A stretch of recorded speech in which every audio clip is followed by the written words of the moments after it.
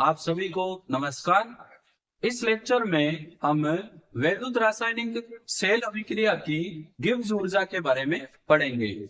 ये topic NCERT में अलग से मेंशन नहीं है, लेकिन क्योंकि ये टॉपिक है अलग से मेंशन नहीं है, इसीलिए मैं आपको ये टॉपिक अलग से पढ़ा रहा हूँ। क्योंकि इस पर एक दो बार न्यूमेरिकल क्वेश्चन भी आया हुआ है और एक दो बार अति लघुत्रात्मक प्रश्न भी बोर्ड परीक्षा में आया हुआ है, इसीलिए इसको मैं आपको अलग से पढ़ा रहा हूँ। हेडिंग लगा लेते हैं, विद्युत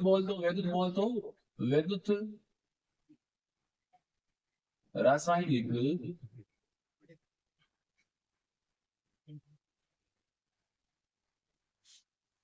सेल अभिक्रिया की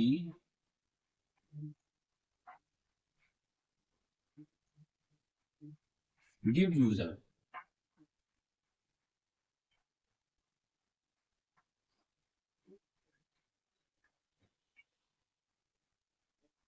गिब्स ऊर्जा पर पहुंचने से पहले हम बात करते हैं कार्य की। देखो, एक सेल अभिक्रिया में प्रति सेकंड किया गया कुल विद्युत कार्य कुल आवेश और सेल विभव के गुणनफल के बराबर होता है। एक सेल तभी अधिकतम कार्य करता है जब उसमें धारा या आवेश का प्रवाह उत्क्रमणीय हो। इन शॉर्ट अगर हम कहें तो धारा का प्रवाह दोनों दिशाओं में होना चाहिए, यानी रिएक्शन अगर आगे प्रोसीड कर रही है तो उन्हीं परिस्थितियों में रिएक्शन पीछे भी प्रोसीड करनी चाहिए। इन शॉर्ट अगर आपको मैं एग्जांपल द्वारा समझाऊं, जैसे सेकेंडरी सेल, द्वितीयक सेल में क्या होता है, सेल को जब हम काम में लेते हैं तो सेल डिस्चार्ज होने लगता है, और जब सेल पूरा डिस्चार्ज हो जाता है तो उस सेल को हम पुनः चार्ज कर सकते हैं। तो ऐसे सेल में धारा का प्रवाह दोनों दिशाओं में हो रहा है। पहले जब वो डिस्चार्ज हो रहा है तो डिस्चार्जिंग अभिक्रिया हो रही है, और डिस्चार्ज होने के बाद जब हम उसको चार्ज करते हैं तो चार्जिंग अभिक्रिया होती है।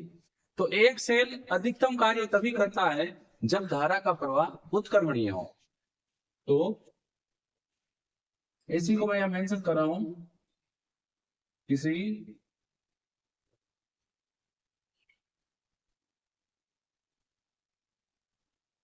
सेल अभिक्रिया में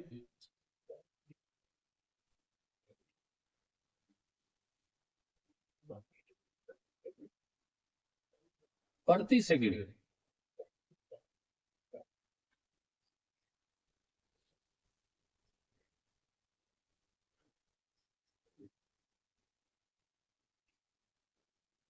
किया गया कार्य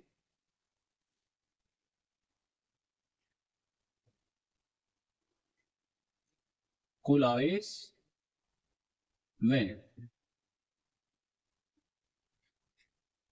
सेल पोटेंशियल जो होता है सेल विभव के गुणनफल के बराबर होता है, के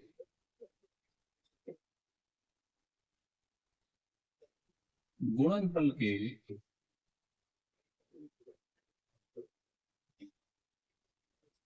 बराबर होता है। यानी जो कार्य है वो कुल आवेश और सेल विभव के गुणनफल के बराबर होगा। तो यहाँ पर जो वर्क है सेल अभिक्रिया का, ये बराबर हो जाएगा एन एफ गुणा ई। यहां पर एन एफ कुल आवेश और ई क्या है, सेल विभव।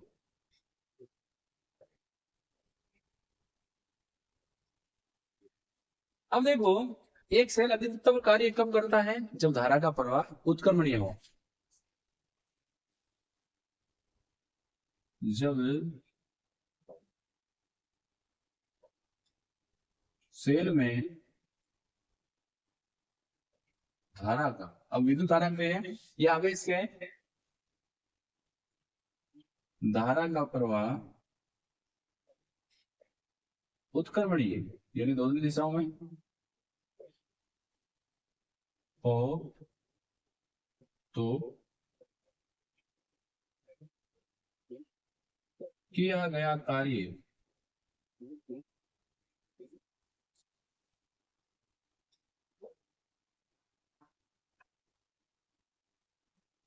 अधिकतम होता है। यानी सेल जब उत्क्रमणीय रूप से कार्य करेगा तो किया गया कार्य अधिकतम होगा। और सेल द्वारा उत्क्रमणीय रूप से जो ये कार्य होता है ये गिब्स ऊर्जा में कमी के बराबर होता है। इसको मैं मेंशन कर रहा हूं, सेल द्वारा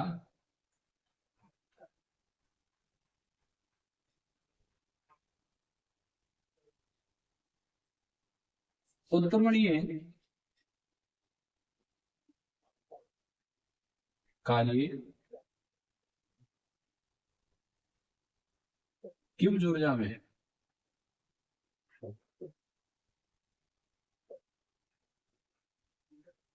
कमी के बराबर होता है।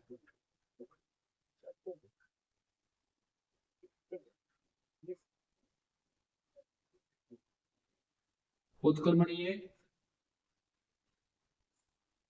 रूप से ये गलत है, किया गया, अपडेट कर लें। सेल द्वारा उत्क्रमणीय रूप से किया गया कार्य गिब्स ऊर्जा में कमी के बराबर होता है। यानी जो W है ये बराबर होता है NFE के। यही जो W है ये मैक्सिमम होता है जब उत्क्रमणीय रूप से धारा का प्रवाह हो, और ये जो उत्क्रमणीय रूप से किया गया जो कार्य है ये गिब्स ऊर्जा में कमी के बराबर होता है, डेल्टा RG। तो जो डेल्टा RG है, R फॉर रिएक्शन, ये है अभिक्रिया की गिब्स ऊर्जा, अभिक्रिया की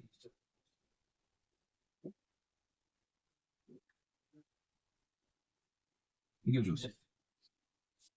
अब देखो जो अधिकतम किया गया कार्य ये गिब्स ऊर्जा में कमी के बराबर है। हमें पता है कि जो W मैक्स है मैक्सिमम ये बराबर है NFE के, और यही किसके बराबर है, गिब्स ऊर्जा में कमी के बराबर। तो यहाँ से रिजल्ट ये हुआ कि गिब्स ऊर्जा में जो कमी है ये किसके बराबर हो गई, NFE के, कार्य के बराबर हो गई।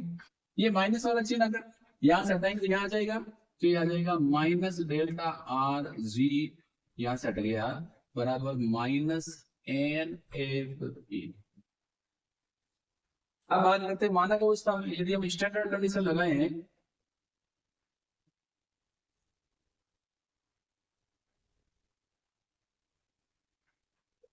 तो मानक अवस्था में जो गिब्स ऊर्जा है ये हो जाएगी मानक गिब्स ऊर्जा डेल्टा G नोट, और जो E है ये हो जाएगा E नोट।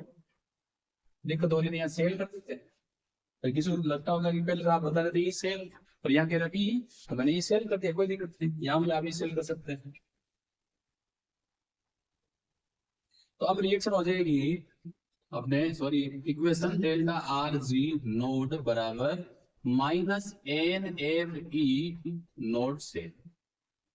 अब देखो कल हमने पढ़ा था जब हमने वैद्युत रासायनिक सॉरी डेनियल सेल के लिए हमने LNKC और E नोट सेल के मध्य जब रिलेशन निकाला था तो वहां क्या था, वहां था E नोट सेल बराबर RT अपॉन NF LNKC, ये था। तो जब वैल्यू रखेंगे तो ये हो जाएगा डेल्टा RG नोड बराबर माइनस NF इंटू इस सेल की वैल्यू मिलती है RT upon NF E node cell sorry LNKC E node cell की वैल्यू रख दी हमने, तो E नोड सेल की वैल्यू हमने रख दी, यहाँ है LNKC। NF से NF कैंसिल आउट हो जाएगा, बचेगा क्या, बचेगा अपने डेल्टा RG नोड अभिक्रिया की मानक गिब्स ऊर्जा बराबर हो जाएगी minus RT LNKC, minus RT LNKC। ये मानक गिब्स ऊर्जा और समव्यवस्था स्थिरांक के मध्य संबंध को बताता है। अब यदि हमें यहाँ इसको नेचुरल लॉग को लॉग में कन्वर्ट करें तो ये हो जाएगा माइनस 2.303 RT ln की जगह हो जाएगा log, अब हो जाएगा कैसे।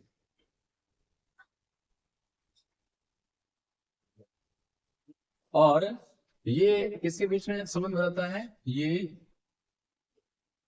इक्वेशन मानक गिब्स ऊर्जा व साम्य स्थिरांक।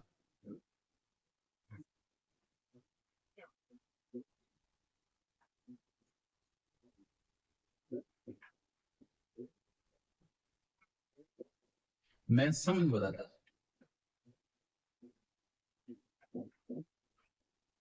और ये जो इक्वेशन है ये वाली, ये हमें गिब्स ऊर्जा और छेद विभव के मध्य संबंध को बताता है। एक बार यहाँ पर बोर्ड परीक्षा में सीधा क्वेश्चन आया हुआ है यहाँ से, ये गिब्स ऊर्जा वाला। तो आपको क्या करना है, यदि आपको एन और शेल विभव पता है कि शेल विभव कितना है, नंबर ऑफ इलेक्ट्रॉन कितने, तो आप आराम से गिब्स ऊर्जा निकाल सकते हैं, क्योंकि एफ तो फैराडे नंबर है जो लगभग 6500 कूलम होते हैं।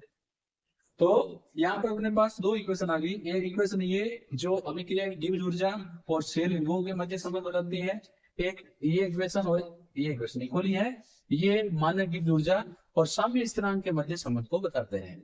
यहाँ पर हमने नेचुरल लॉग लिया है साम्य स्थिरांक का, और यहाँ पर हमने क्या लिया है, लॉग। यहाँ पर जो Kc है ये क्या है, साम्य स्थिरांक। तो आगे अपने विद्युत रासायनिक सेल की गिब्स ऊर्जा, एक सेल द्वारा किया गया कार्य है कुल आवेश और सेल विभव के गुणनफल के बराबर होता है। सेल अधिकतम कार्य तभी करता है जब धारा का प्रवाह उत्क्रमणीय हो, अर्थात जब धारा का प्रवाह उत्क्रमणीय हो तो सेल द्वारा किया गया कार्य अधिकतम होता है, और सेल द्वारा उत्क्रमणीय रूप से किया गया अधिकतम कार्य गिब्स ऊर्जा में कमी के बराबर होता है। और हमने वैल्यू पुट अप करके गिब्स ऊर्जा और साम्य स्थिरांक के मध्य संबंध कर दिया। तो ये बिल्कुल छोटा सा वीडियो था। वीडियो अगर पसंद आए तो लाइक और शेयर करना ना भूलें, और अभी तक यदि आपने मेरे YouTube चैनल को सब्सक्राइब नहीं किया है तो YouTube चैनल को अभी सब्सक्राइब करें, ताकि नया वीडियो अपलोड होते ही आपको मिल जाए। मैं सुशील कुमार जांगिड़ आपको फिर मिलूंगा नेक्स्ट लेक्चर में। धन्यवाद।